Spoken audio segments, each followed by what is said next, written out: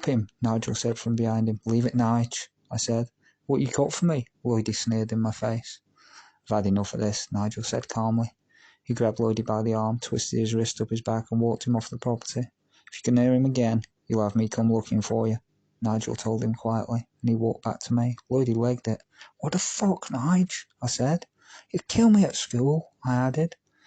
No, you won't, Nige said slowly. He went on to explain. How is it you can beat me, but couldn't stand up to Lloydie, and yet I can? He had a point. He'd also just unlocked my confidence. Chapter 25. Overnight I changed. I'd been thinking a lot about what Nigel had said. He was right too. It was time I stood up for myself. Lloydie was first. He walked across towards me on my way to school. The road was busy with other kids and a stream of traffic. Little blue blazers dotted with white shirts marched along both sides of the road as every nerve in my body yelled, Run! He reached halfway across the road, and I slowed down. I unhooked my bag from my shoulder. I didn't look up. I could see him with my head down. He was 2 feet away when I dropped the bag and stepped forwards, 1 foot away when I jabbed him in the mouth, and followed with a hard right. His head flipped sideways, so I kept going, left, right, left, right. I stepped back as he hit the floor, his head half wedged in the hedge that I'd been thrown into many times. And then I bowed like I had in Aikido before a session. I picked my bag up and went to school. I didn't look back, but I'd be lying if I said I wasn't scared he'd come at me from behind. Toby was next. Move, he said, entering the history lesson and standing right next to me. Why was our teacher always late? No, I said, remaining sitting and staring straight ahead whilst he stood to my side. Move, dickhead, he said, and he reached down to grab my bag. I let him grab it and stood up reaching for his head, which I dragged down fast towards the desk. He hit it, but not as hard as I'd wanted. His face was protected by his arm, so I punched him instead, holding him with my left and hitting him with my right. They weren't very powerful hits, but they made my point. The teacher arrived just as Toby crawled to his seat on the other side of the room. I'll have you, he said, looking around for approval from everyone. Nobody said anything. In my next lesson, which was science, my friend Lee approached me. Hey mate, I heard about Toby. He reckons he's going to do you at lunch, lad. Watch your back, yeah? He said. Thanks, mate. But don't worry, yeah? I replied. Scared? He asked, genuinely full of concern. Lee was a big lad, dark-skinned and looked every bit the part, but he was a pussycat. He was very friendly and very, very funny. No, mate, I got bored of scared, I said honestly. Lee and I were walking towards the dinner hall after lesson, when I spotted Toby with a group of other lads by the home economic rooms in the courtyard. Hold this, I said, handing Lee my bag. Trace, there's loads of them, I heard him call. Then I heard, fuck, as he followed me. Oi, dickhead, I shouted, making myself as tall as possible and moving my shoulders wide. You! I leaned into the quickly spreading group and grabbed his shirt. Gonna fucking have me, are you? I screamed into his face. No, mate, no, mate, no, mate, he said, arms up. Come on then, dickhead, right now. I screamed and dragged out the word right behind him. Dragged out the word right, letting him go and turning my back on him, listening for his feet. Hit me. I fucking dare you, I said loudly without shouting. He didn't. I turned to face him. Keep your gob shut and we'll get on just fine, I told him. Okay, mate, we're cool, man, cool, he stuttered. I held his brown eyes and drilled mine into his oh fuck expression for a couple of seconds in silence, and then turned to Lee. Okay, we're done here, mate, lunchtime. I grabbed my bag, and Lee pissed himself laughing. I didn't. I remember clearly when my reputation changed. I was in my form room with Mrs. Yields. A lad called Pete had put a drawing pin on Mrs. Yields' chair and I didn't approve. Miss, I said, putting my hand up. Later, Tracie, she replied. Fuck that. I got up and walked up to her. Now, I need to talk to you. She took me in the room where they kept all the exercise books. I won't say who, so don't ask, but a lad has put a safety pin on your chair. You can stay quiet and I'll be fine, or you can ask who it is and I'm seen as a grass. It's up to you. But I had to tell you, I told her. She thanked me. As I left the room, I could feel the eyes boring into me. Two things happened at the same time. Pete gave me a dirty look and nudged Mark, the same Mark I'd gone to primary school with. Mark looked at me like he might have a go because Pete wanted him to. I walked to Mark, who was on the opposite side of where my empty seat was waiting for me. "Got a pen I can borrow?" I said loud enough for all to hear, and whispered, "Problem?" with my head next to his. "No, mate, we're cool, man," he replied, not taking his pale eyes off mine. I took his pen, told him I'd return it after lesson. And I did. I had Mark's respect, and I liked that, because he'd never actually had a go. Mark was okay, but that's when my reputation changed. I might have been seen as a grass, but I was a grass they wouldn't fuck around with. It was during one of the chats with Brenda that I fell apart whilst explaining how Mum had beaten me black and blue one night. I kept the stories the same but changed the instigator. Mum had never hit me. I was in tears and told Brenda that Mum had slept with my uncle, which was true, so now I had to have a blood test to see who my father really was. Great, because hey, my life wasn't complicated enough. I was in Mr. Trent's English class, a funny man, tall, with dark hair, who I liked. However, I wasn't in the mood for it at all. I was too busy trying to figure out what name to write under the title Name on my new clean exercise book. Tracie Wayne Daly? My name, was it? What about my foster carer's surname? Could I accept them? It wasn't me though, was it? What about my uncle's name? My mum's maiden name? Someone else's? Idiot! Don't even know your own name! Wenzel's voice rang out in my head. I stood up and walked out. "Hey, where are you going?" Mr. Trent asked. "Fuck off," I yelled back. I got detention for that one, and went home to get grounded for getting detention. Wenzel had been moved to a place in Chester by now, known as a halfway house. He'd passed his anger-related issues test and was seeking contact. I said yes straight away and was on my best behaviour for a week before I was to finally see him. Maybe now, after 2 years, it would all fall into place. I was stood outside, Brenda's looking at the sky and visualising the day I was given over to foster care. I could see Wenzel stood beside Mum. I could see the social worker and pushed her out of the image that was by now so real it was taking up the space I was standing in. Wenzel's hand was clamped around Mum's, but Mum's face had been replaced by a woman with red hair. I'd worry about that when it happened. For all I know, they might just be friends. Wenzel wouldn't do that to Mum. Besides, I'll bet Clive killed her. It wasn't him at all. "Earth to Tracie," I heard turning to my friend Bacon Egg. "What?" I asked him sharply. He looked down at me and smiled. "Sorry, mate, I was miles away," I added. "Going for a hike?" he asked as we stood in the sun. "Nah, mate, my dad's supposed to be turning up, innit? Got a contact," I said. "Oh, what you mean supposed to be?" he asked. "He's over an hour late," I answered.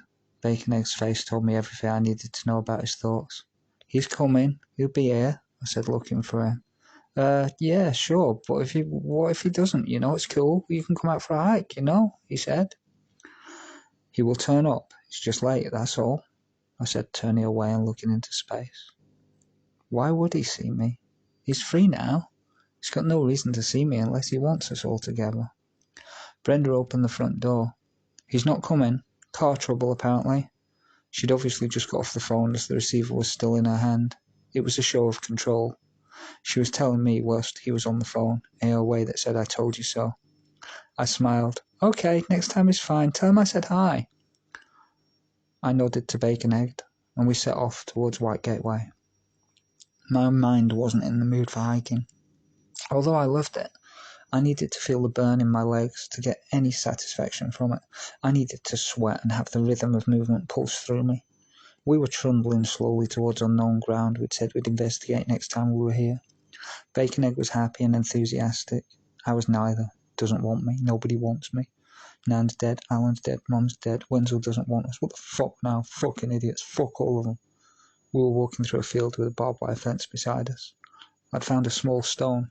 I was chucking it up and down one-handed, catch it as I walked. "Dickhead," I'd repeat over and over as I walked. I'd started by referring to Brenda, and then Wenzel, and then finally myself. "Dickhead. You'll have a new life now and you're not in it. Dickhead. You have a new mummy, and you'll never meet her. You're the family he doesn't want. You're useless. Dickhead." I must have been like that a while, as Bacon had slowed down and walked beside me. He had no idea the junk going on in my head. He grabbed a stone and started mimicking me in a funny voice. I asked him to stop. He didn't. I told him to stop. He didn't. "Look, man, if you're not happy, go home," he told me straight. I was boiling up inside. Bacon had stood there smiling at me, tossing this stone up and down. His feeble attempts at making me laugh reminded me he's not like me. He's got sisters and a mum and a dad. How dare he mock me? Don't, I said, trying to fight the shaking in my hands that had started as the adrenaline pulsed through my arms. Dickhead, he said, smiling, flipping the stone up and catching it again. He was mimicking me to make me laugh. He wasn't calling my names, I knew it, but I couldn't find a way to calm down. We were both stationary, stood side by side. His grin had got wider. He was trying to make me laugh. Don't, I said, feeling like I was on a roller coaster now, and the only way that carriage was coming off was at speed. Dick, he began. I jumped into the air and grabbed his head. I brought my knee up and his head down at the same time. I caught him 4 or 5 times in the face, both tall and strong. He protected his face with his arms. Dickhead! He laughed at me, trying to get me to laugh. The more he laughed, the more angry I became. How dare he want me to be happy? How dare he care about me? Nobody cares about me. Everyone I care about dies or hurts me. I dragged him to the barbed wire fence and walked along it, holding his head down. He had no choice but to move his arm from his face and leave himself vulnerable. I didn't stop when he moved his arm. I just kept walking and pulling his head into the barbed wire till he broke free and pushed me off him. What the fuck, man? He said, touching his face where he'd been scratched. He walked away from me. Fuck 'em all, fuck Wenzel, fuck care, fuck friends and fuck God. Stormed off to Brenda's. I was sick of liars. My self-harming had become known. I'd had 2 therapists. I'd sat with for an hour in silence despite their endless questions. Do you not want to talk? Do you want to play a game? How about I talk instead? Nice try, arsehole. I'm giving you nothing. I'm not normal, not right. I hurt people. My dad killed my mum. What do you know about that? I refused flat out to speak to the amusement and sometimes respect of those 2 therapists and several professionals. I was not a fan of authority, which the therapists decided to tell me at every given opportunity. They said I was grieving and I had depression. I was in a constant power struggle with myself. My problem, according to them, was me. They got all of this from information from other people, backstory and paperwork that Brenda had provided. My problem? My biggest problem was very simple. I didn't want to be in care. I wanted to be with Dad, my brother and sisters. It didn't help that whenever I played up, I was told by Brenda, "You'll turn out just like your dad." Louise had listened to everything about Brenda and Jim on more than one occasion. Today was no different. I'd just explained to her that my nan and granddad died near Christmas. I hated Christmas. Brenda and Jim had provided a huge bag of toys for each of us. I'd sat and watched whilst they opened their bag of brand new toys. I wanted no part of it. It was all to do with money. They weren't my family. When Brenda asked me a few weeks ago what I'd wanted, I'd said a mountain bike. I knew I had in my mind and half said it because I knew I'd not get one. However, there it was right outside. It looked okay. 15-speed, standard saddle and undershift gears with a silver frame. It would help loads with my paper round, which Nigel was going to let me take over. Then little Jim pulled his bike from around the corner. 21-speed grip shift gears was brand new, sports stream saddle alloy rims and oversized frame. Once again it was cemented how I wasn't family and he was. That stung. I went outside to the garage to get my old heavy mountain bike my granddad Alan had built from scratch. I'd use that. At least I had that connection left. I opened the garage door and flipped the light on. There was an empty space where my granddad's mountain bike used to be.